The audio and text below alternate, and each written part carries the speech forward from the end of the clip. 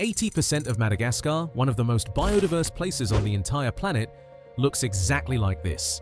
Flat, treeless, burned. A landscape so degraded that scientists use the word dead to describe it. But in 2018, a small group of conservationists had what sounded like a completely insane idea. What if they could fix it? What if they could bring a forest, an entire ecosystem, back from the dead? And the unlikely heroes of this story: 50 slow-moving, 350-kilogram ancient reptiles that hadn't set foot on this island in over 600 years. To understand what's happening in Madagascar right now, you have to understand what was there before. And the answer is going to absolutely blow your mind. 15 million years ago, 15 million, giant tortoises were one of the defining species of Madagascar. Not dozens of them, not hundreds, hundreds of thousands. Scientists believe that at peak population, these animals literally covered the landscape. Two species, Aldebrachellis abrupta and Aldebrachellis grandidieri, were the island's original gardeners, the island's architects, the animals that, without ever knowing it, built the forests around them. Here's how it worked. Giant tortoises roamed Madagascar eating fallen fruits. And when they ate those fruits, the seeds passed through their gut and came out the other end, perfectly primed to germinate, deposited across vast distances in a nutrient-rich package of fertilizer. Scientists have a name for this: megafauna-dependent germination. Certain trees evolved their fruits specifically to be eaten and dispersed by these animals. The forest needed the tortoises, and the tortoises needed the forest. But Madagascar's tortoises weren't alone in shaping this world. Around 2,000 years ago, just a blink of an eye in geological terms, humans arrived on the island. And then, the animals started disappearing. Within a few centuries, Madagascar lost 17 species of giant lemur, 3 pygmy hippopotamuses, an elephant bird that stood 3 meters tall, a giant fossa, a giant crocodile. And finally, around 600 years ago, both species of giant tortoise were hunted completely to extinction. And what happened to the forest when the tortoises vanished? The seeds of many trees simply stopped being dispersed. Without anything to clear the dry grass and leaf litter from the forest floor, wildfires became more frequent and more intense. The woodland couldn't regenerate fast enough. Year by year, decade by decade, century by century, the trees retreated. Today, 80% of Madagascar is open, treeless grassland. And every year, massive swaths of what little forest remains get burned to create cattle pasture. Madagascar has lost its ecological engine, and the fires won't stop until something changes at the root.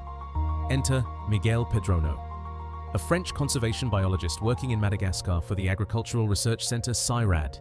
For years, Pedrono had been studying the 2 extinct Malagasy giant tortoises, examining their fossils, reconstructing their ecology, and he kept coming back to the same question: what if you could bring them back? Now, obviously, you can't resurrect an extinct species, but here's where the story gets genuinely incredible. Pedrono and his team started investigating the genetics of the Aldabra giant tortoise, Aldebrachellis gigantea, which lives today on the tiny Aldabra atoll in the Seychelles, about 1,000 kilometers off the coast of Madagascar. And what they found was remarkable. Genetically and morphologically, the Aldabra giant tortoise is nearly identical to Madagascar's extinct Aldebrachellis abrupta. In fact, the best scientific explanation is that roughly 4 million years ago, a population of Malagasy tortoises drifted out to the Seychelles.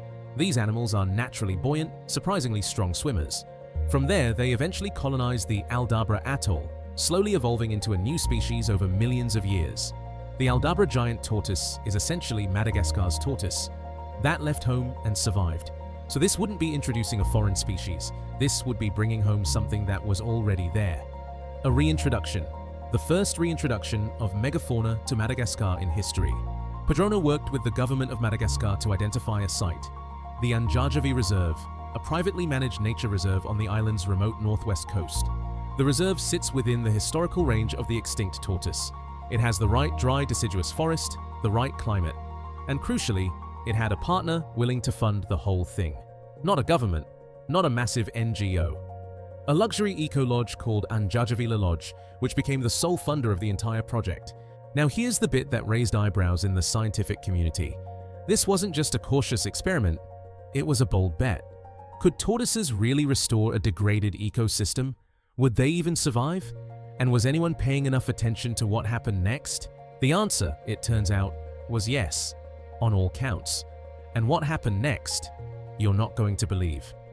In 2018, the first group of Aldabra giant tortoises arrived at the Anjajavi Reserve. 12 animals, 5 males and 7 females, were transported from Antananarivo, Madagascar's capital, fitted with tracking transponders, and released into the wild. And then everyone waited. These animals were massive. The Aldabra giant tortoise is the second largest land tortoise on Earth, after only the Galapagos giant. They can live for 100 years. They are slow, deliberate, seemingly indifferent to human urgency. In a world of instant results, the tortoise asks for patience. 1 year later, 2 baby tortoises hatched in the reserve. The first giant tortoises born wild in Madagascar in 600 years. And this is where the project team had to make a critical call, because the hatchlings were tiny and Madagascar has predators. Fossa, the island's largest native carnivore. Feral cats, rats, birds of prey. Any of these could take a hatchling. So the team developed a nursery system. Every hatchling born in the reserve is carefully collected and raised in a specially designed enclosure that looks, feels, and functions exactly like the wild habitat. So the young tortoises learn how to forage, what to eat, how to navigate, before they're large enough for their shell to protect them from predators. Then they're released back into the reserve. The result? In the 5 years following the initial release of just 12 adults, 152 more tortoises hatched. The population was growing on its own, with no human intervention in the breeding. By 2024, there was a wild-born second generation of Aldabra giant tortoises on Madagascar for the first time in 6 centuries. The project is targeting 500 wild tortoises in Anjarjavi by 2030 and 2,000 by 2040. And as the population grows, so does something else. Something extraordinary that was already quietly beginning. Here's the thing about giant tortoises. They don't just wander around, they work. Every day, tortoises at Anjarjavi are doing the job their ancestors did for 15 million years. They're eating fruit, figs, berries, native dry forest fruits, and moving through the landscape, depositing seeds in their dung. Seeds that land in new places. Seeds that are ready to germinate. And this is happening across a wider area and in greater quantities with every tortoise that's added to the population. But the seed dispersal is actually only part of what these animals do. Here's where it gets even more interesting. Giant tortoises also browse and graze on the dry grasses and dead leaf litter on the forest floor, and that matters enormously, because that dry fuel is exactly what makes Madagascar's wildfires so devastating. Without anything eating it, it accumulates, and then one spark and you lose the whole forest. Reintroduce the tortoises, and the forest floor gets cleared.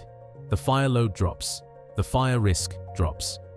A living tortoise is, in effect, a slow-motion fire prevention system that also plants trees.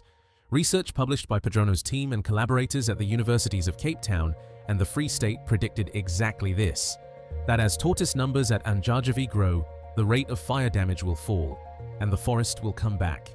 And we know this is real because we've seen it happen before, on other islands.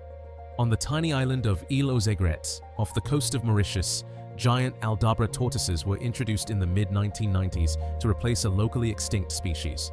After just 4 years, seedlings dispersed by the tortoises made up 20% of all the ebony trees on the island.